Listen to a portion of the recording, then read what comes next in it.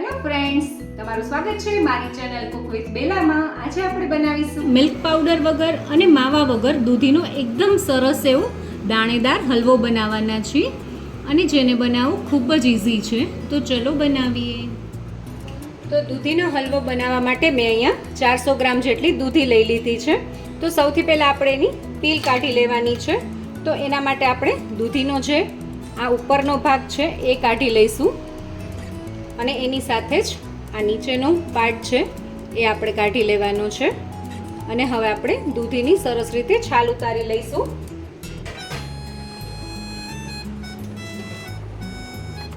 તો એના માટે આપણે સૌથી પહેલા દૂધીને વચમાંથી કટ કરી લેવાની છે આ રીતે. અને હવે આપણે આની છાલ ઉતારી લઈશું આ રીતે પીલરની મદદથી.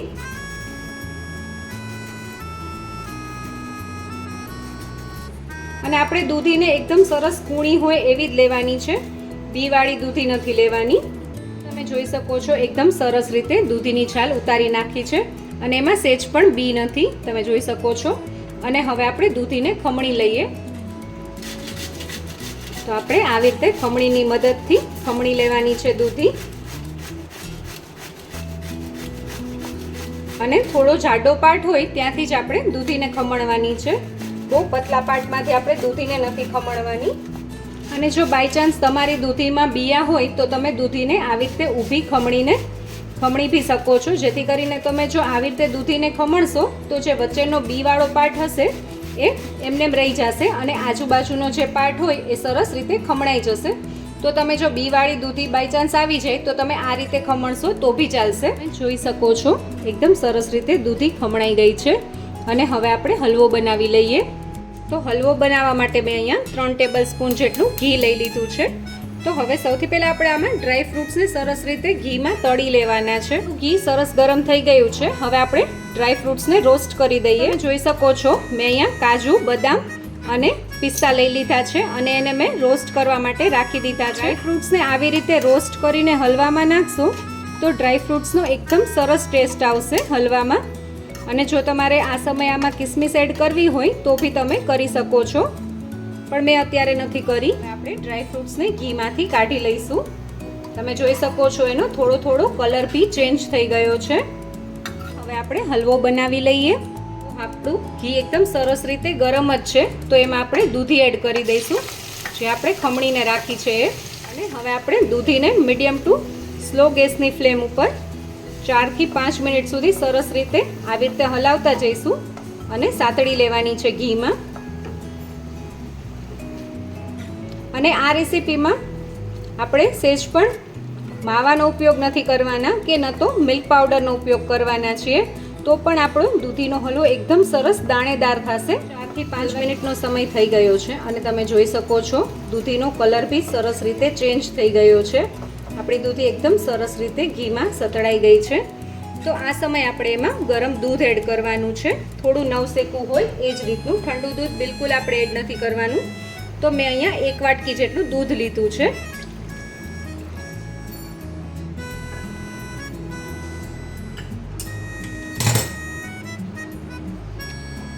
અને હવે આપણે દૂધ જ્યાં સુધી બળી ન જાય ત્યાં સુધી આવી જ રીતે દૂધીને દૂધમાં સરસ રીતે ચડવા દઈશું.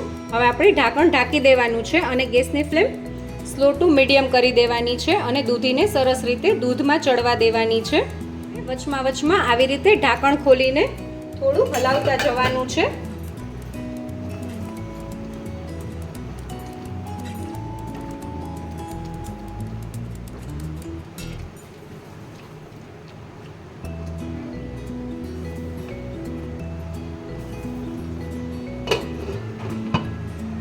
એકવાર આપણે ઢાંકણ ખોલીને જોઈ લઈએ તો તમે જોઈ શકો છો આપણો હલવો એકદમ સરસ લાગે છે, દાણેદાર. અને હવે આપણે પાછું ઢાંકણ ઢાંકીને થોડી વાર માટે ચડવા દઈશું.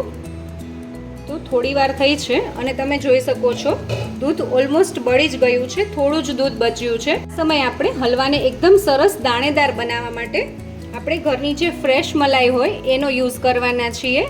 તો એનાથી આપણો જે હલવો છે એ એકદમ સરસ દાણેદાર બનશે. તો આપણે એ 3 ટીસ્પૂન જેટલો એડ કરશું.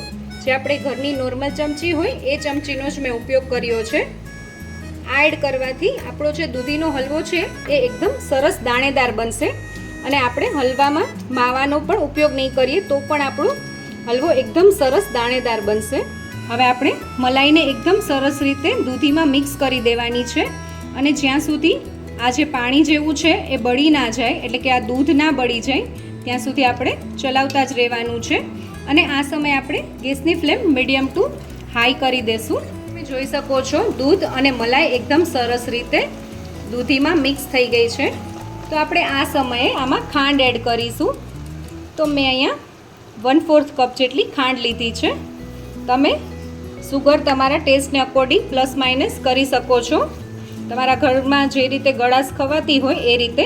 અને આપણે આ ખાંડનું પણ પાણી થશે તો આપણે પાછું આવી રીતે હલાવતા જવાનું છે અને ખાંડનું પાણી બાળી લેવાનું છે. તો તમે જોઈ શકો છો 50% જેટલું ખાંડનું પાણી બળી ગયું છે. તો આ સમયે આપણા હલવાને એકદમ સરસ હલવાઈ જેવો કલર દેવા માટે મેં અહીંયા ગ્રીન ફૂડ કલર લીધો છે અને તમે જોઈ શકો છો એ 1 પિંચ જેટલો જ છે, તમે જોઈ શકો છો. અને એટલો જ આપણે આમાં એડ કરવાના છીએ અને આપણે સરસ રીતે હલવામાં કલરને મિક્સ કરી દેવાનો છે.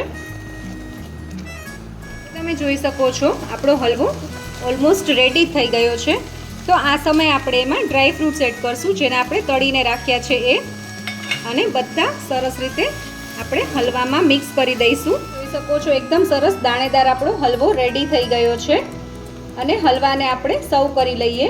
તૈયાર છે દૂધીનો દાણેદાર હલવો. આવા જ નવા વિડીયો જોવા માટે મારી ચેનલ કુક વિથ બેલાને સબસ્ક્રાઇબ કરો.